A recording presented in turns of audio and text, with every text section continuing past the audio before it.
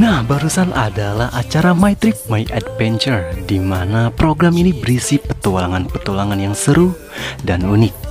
Menariknya lagi, backsoundnya itu selalu pakai backsoundnya milik dari band Coldplay. Tapi yakin di sini kita tidak akan membahas MTMA, melainkan kita akan membahas tuntas sejarah band Coldplay. Ya, band Coldplay adalah sebuah band rock alternatif yang berasal dari Britania Raya. Mereka terbentuk di kota London dengan 4 personilnya, yaitu Chris Martin sebagai vokalis utama, Johnny Buckland sebagai gitaris utama, Guy Bremen sebagai bassis, dan Will Champion sebagai drummer. Band ini dikenal dengan lagu-lagu pop rock yang penuh emosi dan inovasi di setiap konsernya. Juga lirik yang introspektif serta aransemen musik yang mencakup unsur-unsur indie, rock, Britpop, dan elektronik. Nah, sebelum lanjut ke pembahasan berikutnya, seperti biasa yang belum subscribe, yuk kita tekan tombol subscribe, like, komen, dan share.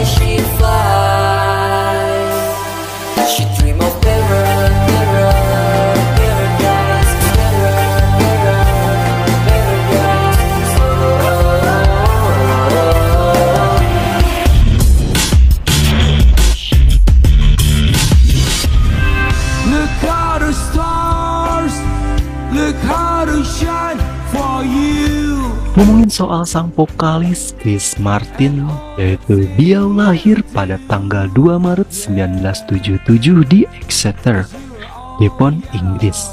Ayahnya Martin yang bernama Anthony Martin adalah akademisi, dan ibunya yang bernama Alison Martin, beliau adalah seorang guru di sekolah. Chris tumbuh di lingkungan yang penuh dengan pengaruh musik karena ayahnya juga adalah seorang penulis dan musisi amatir. Bahkan sejak kecil, Chris sering mendengarkan berbagai genre musik dan menunjukkan minatnya yang besar dalam dunia musik. Dia juga dipengaruhi oleh beberapa musisi dan band terkenal seperti U2, Radiohead, R.E.M., dan Oasis. Pada usia muda, Chris mulai menunjukkan bakat musikalnya. Ia belajar memainkan piano sejak usia 7 tahun dan kemudian menguasainya dengan baik. Lalu ketika ia berusia 11 tahun, dia mendapatkan gitar dari ayahnya dan mulai mempelajarinya secara otodidak pada saat itu. Di masa sekolah, Chris aktif dalam berbagai aktivitas musik di Sherborne School, sebuah sekolah asrama yang terkenal di Inggris. Dari kebiasaan menulis lagu-lagu sendiri dan juga sering tampil di acara-acara sekolah, setelah lulus dari Sherborne School, Chris melanjutkan studinya di Universitas College London (UCL), di mana dia mempelajari bidang antropologi. Nah, di kampus ini dia bertemu dengan Johnny Buckland, seorang mahasiswa arsitektur yang juga memiliki minat dalam bermusik. Mereka akhirnya menjadi teman dekat dan memutuskan untuk membentuk band. Chris menjadi vokalis utama dan penulis lagu, sementara Johnny Buckland mengambil peran sebagai gitaris. Selang beberapa waktu, Chris bertemu dengan Guy Bremen dan Will Champion di kampus UCL. Guy, seorang mahasiswa arsitektur seperti Johnny, memainkan bass dalam band tersebut.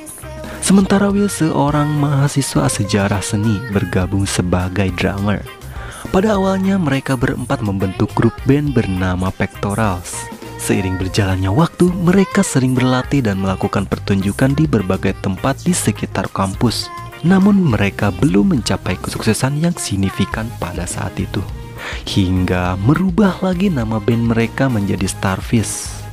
Namun setelah mengetahui bahwa ada band lain dengan nama yang sama, akhirnya mereka merubah nama menjadi Coldplay. It's now the 26th of June 1998. By the 26th of June 2002, the Coldplay, or the band, whatever they're called then, will be known just all over, man. We're so proud. So Spinal Tap, Guy, Will, John, and Chris. Don't you forget. Menurut mereka, nama Coldplay memiliki daya tarik yang unik serta visual yang kuat. Mereka ingin memiliki nama yang mencerminkan nuansa dingin, segar, dan atmosferik.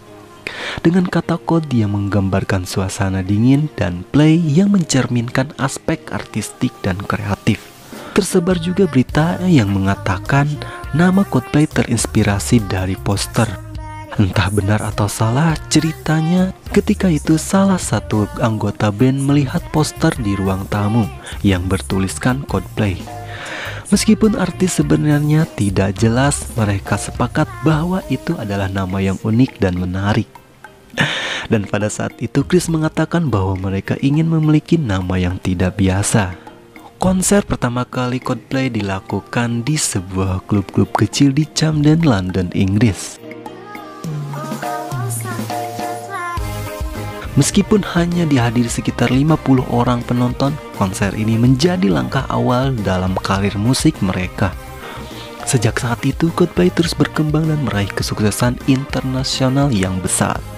Pada tahun yang sama, Coldplay mendapatkan perhatian dari seorang produser rekaman bernama Phil Harvey, yang kemudian menjadi manajer mereka. Si Phil Harvey ini memainkan peran penting dalam membantu Coldplay mendapatkan kontrak rekaman dengan label indie Parlophone. Setelah menandatangani kontrak rekaman, Coldplay mulai merekam album debut mereka. Pada tahun 2000, Coldplay merilis single debut mereka bernama Shiver yang mendapatkan tanggapan positif dan menarik perhatian publik. Namun kesuksesan mereka yang sebenarnya datang dengan rilisan album pertama mereka yang berjudul Parachute, dirilis pada tahun 2000 dan mendapatkan sambutan positif. Album ini menghasilkan single-single populer seperti Yellow dan Trouble yang membantu Coldplay meraih kesuksesan internasional.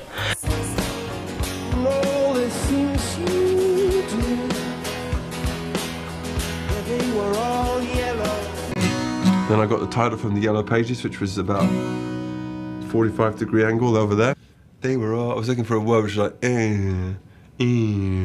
yellow.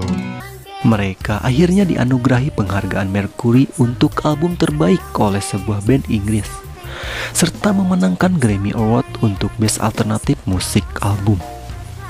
Dari sini Coldplay terus mengukir kesuksesan dengan merilis album-album seperti A Rush of Blood to the Head tahun 2002, XNY tahun 2005, dan Pipa La Vida or Dead and All His Friends tahun 2008.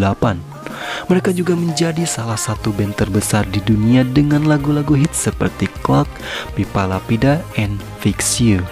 Sejak pembentukannya, Coldplay telah menjelajahi dan bereksperimen di berbagai genre musik, dari mulai indie, rock, hingga pop, dan sering menggabungkan elemen musik elektronik ke dalam lagu-lagu mereka.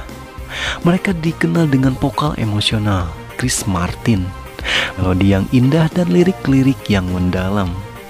Hingga saat ini Coldplay tetap aktif dan telah merilis beberapa album lainnya. Coldplay adalah salah satu band terlaris di dunia dan telah menjual jutaan album di seluruh dunia. Berikut ini adalah penjualan album mereka secara umum.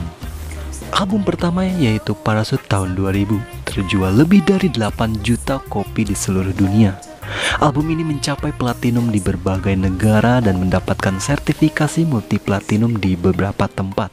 Yang kedua, A Rush of Blood to the Head tahun 2002, yaitu dengan penjualan lebih dari 20 juta kopi di seluruh dunia.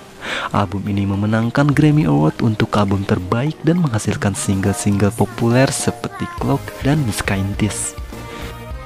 Yang ketiga, XNY tahun 2005. Album ketiga Coldplay ini menjadi album terlaris mereka hingga saat itu, dengan penjualan lebih dari 13 juta kopi di seluruh dunia. Album ini mencapai nomor 1 di berbagai tangga lagu internasional dan memunculkan lagu-lagu sukses seperti Speed of Sound dan Fix You. Yang keempat, Pipa La Vida or Dead and All His Friends tahun 2008. Album ini menjadi salah satu album terlaris tahun 2008 dengan penjualan lebih dari 10 juta kopi. Single utamanya yaitu Pipa La Vida menjadi hits yang mendominasi tangga lagu di banyak negara. Dan yang kelima, Milo Sailoto tahun 2011. Album ini terjual lebih dari 8 juta kopi di seluruh dunia. Album ini menampilkan gaya musik yang lebih eksperimental dengan pengaruh elektronik yang kuat.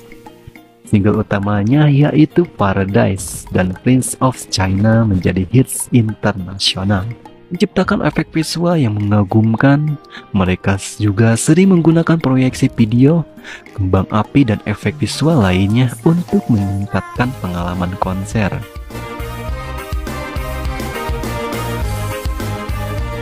Lagu singlenya seperti Magic dan As a Sky Full of Stars meraih kesuksesan komersial. A Head Full of Dreams tahun 2015, album ini terjual lebih dari 5 juta kopi di seluruh dunia. Album ini menampilkan suara yang lebih optimis dan energik dengan lagu-lagu seperti Adventure of a Lifetime dan Hymen for the Weekend yang mendapatkan popularitas besar. Everyday Life 2019, album ini terjual lebih dari 1,5 juta kopi di seluruh dunia. Album ini menampilkan eksplorasi suara yang lebih beragam dan lirik yang berfokus pada isu-isu sosial dan politik. Ketika Coldplay konser, ada beberapa fakta yang mencengangkan tentang pengalaman mereka di atas panggung. Berikut ini beberapa di antaranya. Yang pertama, Guinness World Record Back to the Future yang disiarkan secara langsung di YouTube. Konser ini ditonton oleh lebih dari 20 juta orang di seluruh dunia. Selanjutnya, Silo Band. Ya, Coldplay terkenal dengan penggunaan Silo Band, gelang bercahaya yang diberikan kepada setiap penonton di konser mereka. Gelang ini dikendalikan secara nirkabel untuk menyala sesuai dengan irama musik dan memberikan pengalaman visual yang menakjubkan. Gelang Silo Band ini pertama kali digunakan pada tur Milo Sailoto pada tahun 2011. Selanjutnya, panggung inovatif. Coldplay seringkali menggunakan panggung yang inovatif dan spektakuler dalam konser mereka. Misalnya pada tur A Head Full of Dreams, mereka menggunakan panggung langkung yang memanjang di atas penonton. Selanjutnya, Coldplay dikenal dengan kejutan penampilan mereka di panggung. Mereka pernah mengundang artis terkenal lainnya untuk tampil bersama mereka seperti Beyonce, Rihanna, dan lain-lain. Tak ketinggalan, mereka juga melakukan konser amal. Selain memberikan pengalaman musik yang luar biasa, Coldplay juga aktif dalam konser amalnya. Keterlibatan penonton menjadi salah satu hal yang membedakan konser Coldplay. Adalah Chris Martin, vokalis Coldplay, seringkali melibatkan penonton dalam pertunjukan dengan mendorong mereka untuk bernyanyi bersama, menari, dan berinteraksi secara langsung. Nah, itulah beberapa fakta mencengangkan yang terkait dengan konser Coldplay. Mereka terkenal karena pengalaman panggung yang spektakuler, keterlibatan penonton, dan dukungan mereka terhadap konser yang berlangsung. Lagu-lagu Coldplay sering mengungkapkan tentang cinta, kehidupan, dan perasaan manusia. Musik mereka yang mengalun dan lirik yang mendalam dapat membuat kita merasakan perasaan yang dalam dan membayangkan momen-momen penting dalam hidup. Musik mereka benar-benar memiliki daya tarik yang membuat kita terhanyut dan membayangkan hal-hal yang bermakna. Mereka berhasil menciptakan gaya musik yang unik dan khas, yang bisa membuat pendengarnya merasa seperti melayang dan terhubung dengan perasaan yang mendalam. Oke, sekian pembahasan sejarah terbentuknya band Coldplay dari Zero to Hero. Oke, sekian, see you, bye-bye.